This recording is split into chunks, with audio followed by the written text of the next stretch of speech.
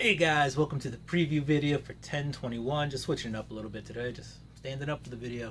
Anyway, we're gonna get right into the comics. Gonna show you all the covers, show you what I'm picking up, just talk about them a little bit.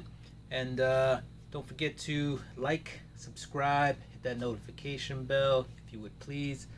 If not, that's cool too. And look for new content on Monday, Tuesdays, and Thursdays. And go ahead and check out my first submission to CBCS, which is up. So that's about it, guys. So let's get into the comics right after this. All right, so let's get right into the comics. We're going to start off with the Timeless variants by Alex Ross. There's a couple of them this week. We got Daredevil number 23 with Daredevil on the cover. We've got Excalibur number 13 with Nightcrawler. We've got Fantastic Four number 25 with Black Bolt. We have Spider-Woman number 5. A couple of nice Spider-Woman covers this week. And last, we have X-Men number 13 with Cyclops. All right, we'll get back into the Marvel books, but let's spin quickly into the indies this week. From Image, we've got Scumbag number 1 by Rick Remender and Moreno Dionisio. This is an espionage series focused on a profane, illiterate drug addict. I don't see where this one could go wrong. I'll be checking it out this week. If you guys check it out, let me know. There are a ton of covers, including store covers and all sorts of variants out there. So this will be a big print book. And then from Image, we've got Stillwater number 2. This is a really good horror comic by Chip Zdarsky and Mike Spicer. Then from Boom Studios, we got Something is Killing the Children number 11. It is the hottest indie horror book on the market, if not just the hottest horror comic out, period. From James Tynion the Fourth and Werther del Idera. Awesome comic. The A cover looks really cool. There's also a pretty dope B cover by Jenny Frison. All right, that I think does it for my indie books this week. That's it. Not a lot of indie books, but these are some quality indie books. Definitely worth a pickup, worth a look. So go ahead and get them if you see them. Next up, we're going to hit up some DC. We're going to start right off the bat with Batman 101. This is a James Tynion book with Guillem March on the art. Jorge Jimenez is doing the 1 in 25 character design variant with Grifter on the cover. So we have a Grifter appearance in this book.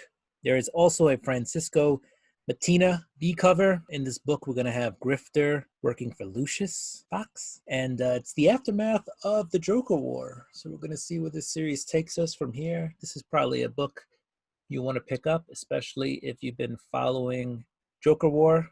After that, we've got Justice League number 55 by Joshua Williamson and Robson Roca. I like Justice League since Joshua Williamson took over. He's doing a good job. These are death metal tie-ins. And we have the first full appearance of the Omega Knight in this issue. So if you're a Justice League fan, now I will tell you that this isn't the Justice League you're used to in the series. This is actually the Titans who have come together and are now the Justice League in this book. So you've got Nightwing, you've got Hawkgirl, Cyborg, Professor Chimp, Detective Chimp. Lex Luthor is helping them out. So good book. All right, moving on, we got Batman White Knight presents Harley Quinn. Katana Collins writing it, Matteo Scalera on the art.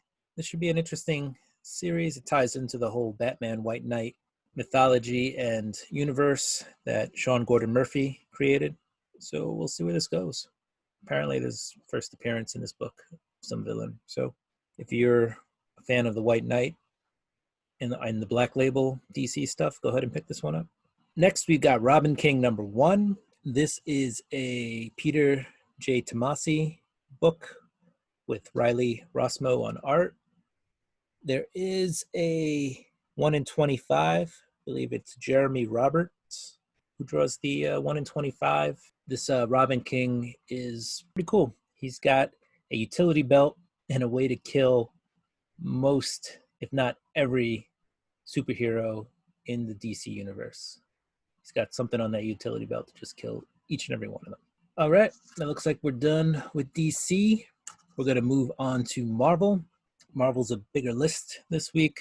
So we've got ASM 50 LR, or Last Remains. This is kind of a continuation, I guess, of ASM 50. If you read and buy and collect Amazing Spider-Man, you know last week was issue 50, so this is issue 50 LR. And this kind of fills in some gaps. We've got Nick Spencer and Matthew Rosenberg writing it. Cover art by Sarah Pichelli. There is a B cover by, I believe, Federico Vincentini. There is a B cover by Federico Vincentini. So yeah, if you're reading ASM, this is probably worth a pickup. I really enjoyed ASM 50, so hopefully this book will carry on that momentum. Next up, we've got X-Men number 13, which is X of Swords, part 10. You know, they're still putting together the team to fight in the tournament. So here's another entry into that series. It's a Jonathan Hickman book. We got art by Mahmoud Asrar. There's a pretty cool B cover with Apocalypse on it. And there's an Alex Ross Timeless cover with Cyclops. And yeah, check it out. Next up, we got Daredevil number 23. Chip Zdarsky and Marco Cicchetto on this one. There is an Alex Ross Timeless variant with Daredevil. Spider-Man and Daredevil are on the cover. Bullseye, Elektra, Typhoid Mary, all in the book. I say this is a book to grab. It's a really good series. I think they won an Eisner for cover and best written ongoing series. So it's there. The accolades are there. Definitely worth a read. Next up, we've got Excalibur number 13. I have not picked up an Excalibur book since issue 1. I thought it was hot doo-doo water, but I'm ready to jump back on. It is X of Swords part 9. This is a Teeny Howard and R.B. Silva book. There is an Alex Ross Timeless cover with Nightcrawler. So Excalibur getting another shot with me. Hopefully it will not disappoint. Next up, we've got Fantastic Four number 25. I'm buying this strictly for the Timeless cover with Black Bolt. Otherwise, I probably would not be touching Fantastic Four number 25. But this looks like the start of a new story arc. They're going to get new costumes in this issue. And it's the first appearance of the Helmsman. So if you're going to buy something for just the cover, this looks like your opportunity to get a little bit more than just a cool Black Bolt cover.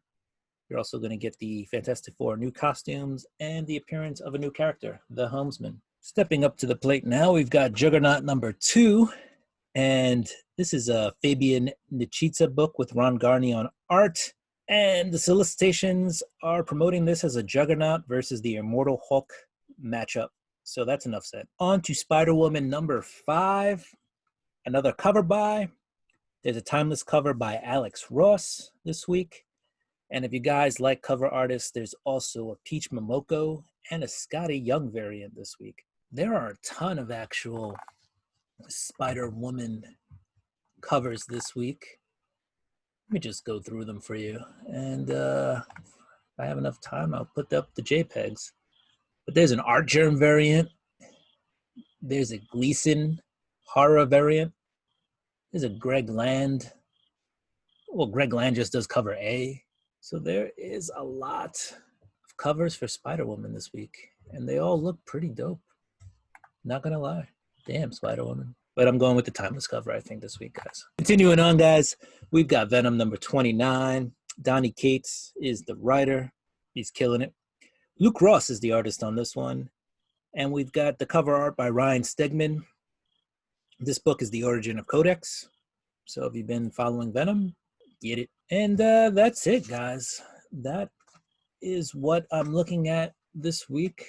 That is most likely what I'm purchasing this week, give or take a few books. Continue to do what you do, guys. Don't forget to grab your Alex Ross Timeless covers before they're gone. And don't forget to like, subscribe, hit the notification bell, share if you want. Hitting that like helps the channel. So if you'd like to see more of me, hit that like button. And that's it. Remember, new content Monday, Tuesday, Thursday, some weekends. I'll drop some stuff. And check out my new video on my first ever CBCS submission that took almost 10 months to get back. That one is a doozy, but it's worth the watch. It's worth the watch. So, then you do what you do. I'm gonna get ready to go shopping. Peace.